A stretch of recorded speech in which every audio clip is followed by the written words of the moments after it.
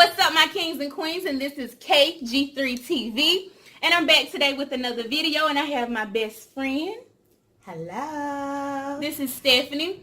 And as you can see from the description that's listed down below, the title of this video will be 10 things to ruin any relationship or marriage. Mm-hmm. So we're going to give you our top 10. And this is just our opinion. We've both been married as well. Yeah. We're currently single. So we're... First of all, what we're going to do on KG3 TV is keep it all the way 100, okay? We're going to start this over. We have both been married. One of us is single. The other is happily in a relationship. And we're going to love that. Yes, I'm not married. We're going to keep it all the way 100. I'm not married, but I am in a relationship.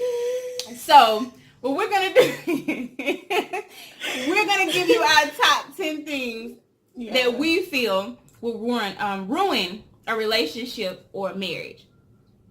My number one is lack of communication. Right. When you cannot communicate with your partner what's going on, if y'all don't have that level where you can sit down and talk to them about any and everything, that is the number one way to ruin any relationship. Communication is essential. It's like the number one thing to keep any relationship going. To make any relationship or marriage successful, you have to be able to communicate.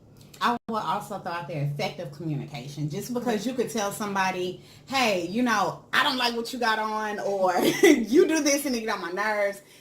Let it be effective. Watch your tone. Watch your nonverbal communication. Watch how you are presenting the information. You always want to make sure that whatever you're presenting, they're able to receive. Right. They probably can't receive 100% of times because truth hurts. Right. But we want to make sure that we are doing what we have to do when we give you the information for you to receive in communicating. Right. So knowing how to communicate information is also essential.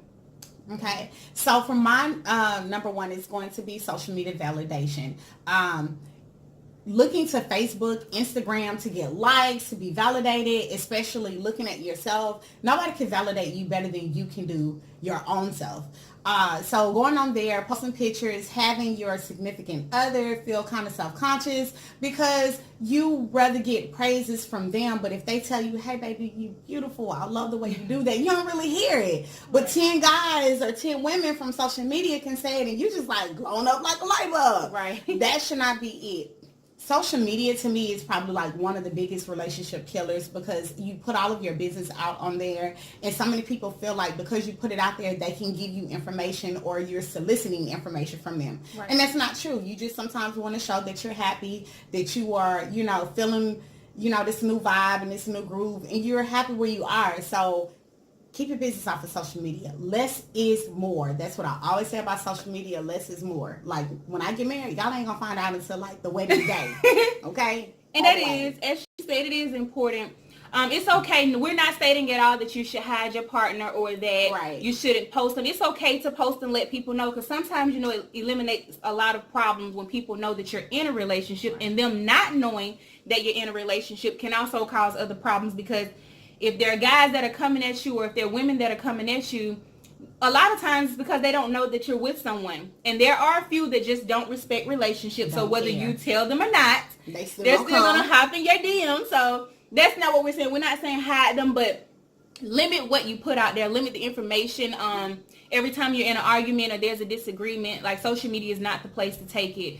And I've learned that myself. We all, we learn through trial and error. It's just not best to put everything out there and do not involve them. Don't let that be your soapbox. Right. Like, write it in a journal. Like, write it, tear it up, throw it away. Because you're going to forgive this person. You're going to move on with this person. But everybody going to be like, But like 2 days ago, she put on there, what. Right. And you're like, no, people don't forgive like you do. Especially when you love that person. So keep them out your business. Right. That's the number. That leads back to the communication. And when you have that level of communication, then there's really no need to even post what's going on Facebook because a lot of times you post it just to get a reaction from other people or to get other people's feedback and in your relationship like that's something that shouldn't take place. So yeah, I agree with that. My second one, which would be the third one, would be lack of respect for your partner. in any relationship, it's essential to have respect for your partner. Most men are built off of respect. Most men value you respecting them. Like, how you view them is very important. How you treat them is very important. How you handle them is very important. So it's very important that you respect your partner. If your partner communicates to you that, hey, I don't like this, or the way that this is done, respect their decision, respect their choices. And also, when I speak of respect, it's not just, what you post or how you post it.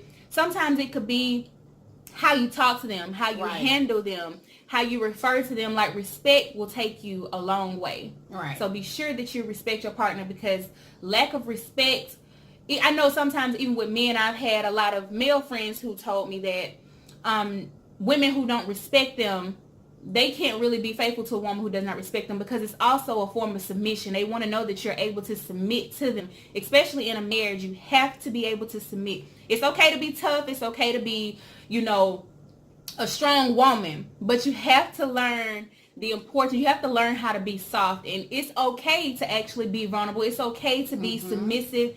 It's okay to have respect, or to respect a man. That does not take away from your value. It doesn't make you a weak woman. You have to be able to respect your partner. And you have to know what submission is. Submission is not like, hey, I said go fix me a plate. Right. And you like, okay, how do you want your sandwich? Do you want mustard? Do you want mayo? Like, what do you want?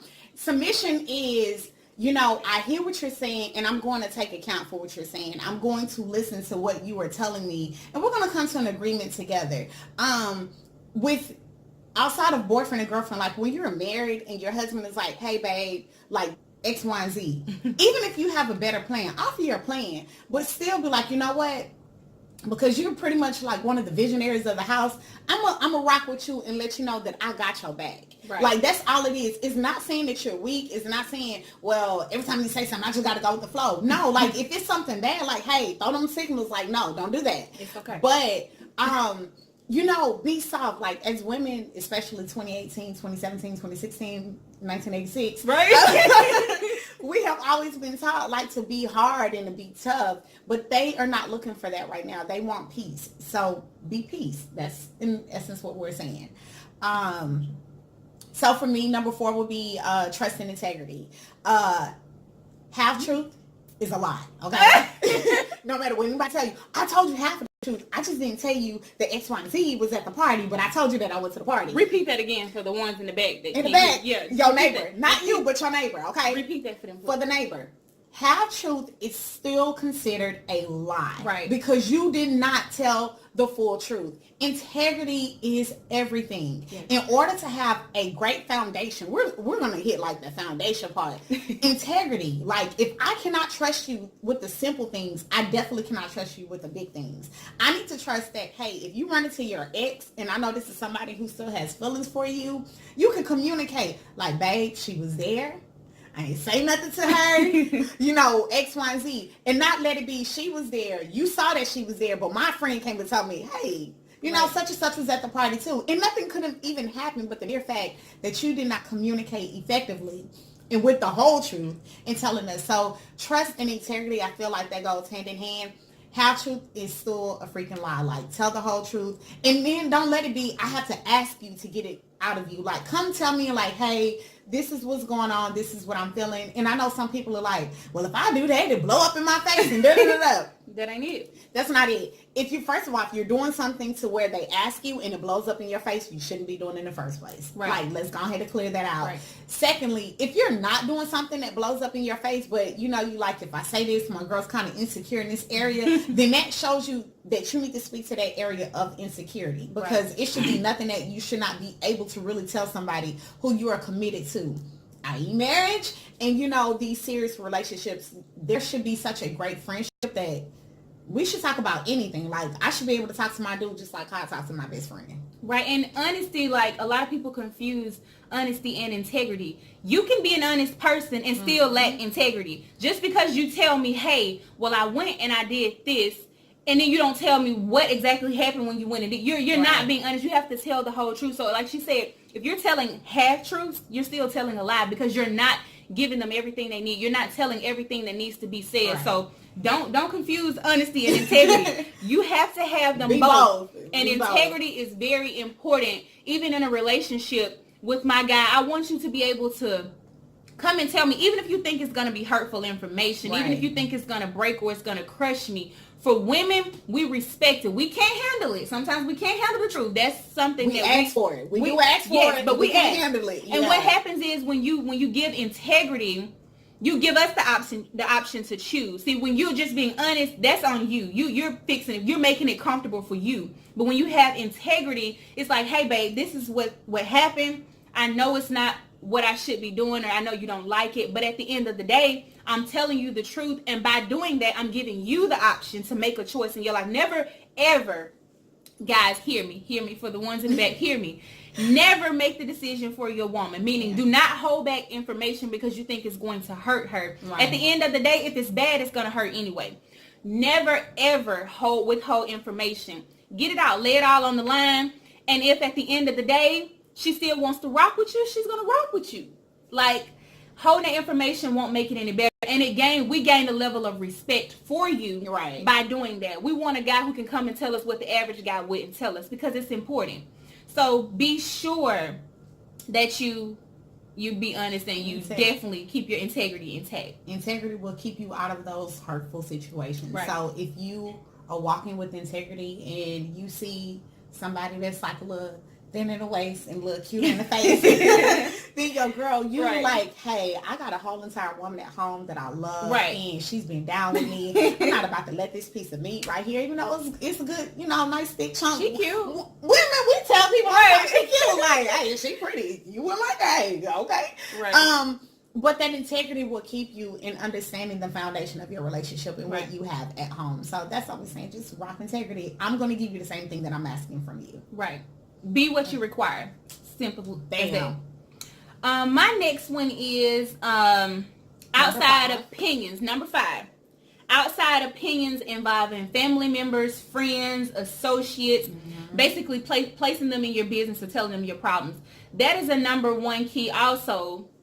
Well, it's number 5 on this list. But that is a part of, those are things that can hinder you. For instance, if you're in a relationship and you and your guy or you and your girl are having issues, y'all have a problem, and you run and you tell a family member. When you go and tell, I know for me, if I go and I tell my mom what's happening, hey mom, but if I go and tell her what's happening, even when I forgive the person, even when I move forward from it and I still want to work it out, my mom, my family, my sisters, my friends, they're going to still have that view and that opinion of you. They're going to continue to see and view you that way, even when I forgive you. And that's never good when you're moving forward, because even though you're moving forward, they're still at a standstill. They're still at that same point. They remember, hey, well, girl, he did this to me, or he did that to me.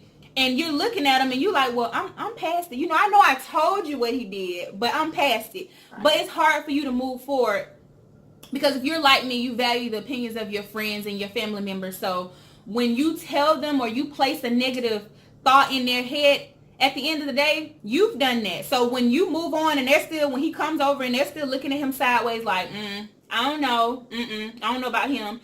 That's your fault. And that causes problems because, for one, it draws a wedge between you and your partner. He begins to then feel uncomfortable. And it's your ability, it's your responsibility to make sure that your partner feels comfortable when it comes to any situation, your friends, family, all of that.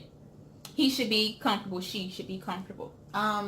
I will piggyback off of that. Giving unsolicited information about your relationship also pretty much it opens the door for those opinions. You can do it just to vent, but understand that with venting comes like the opinions. So if you're not ready for the opinions, you're not ready for the backlash of whatever you're going to say, just shut up about it. Like, again, write in the journal.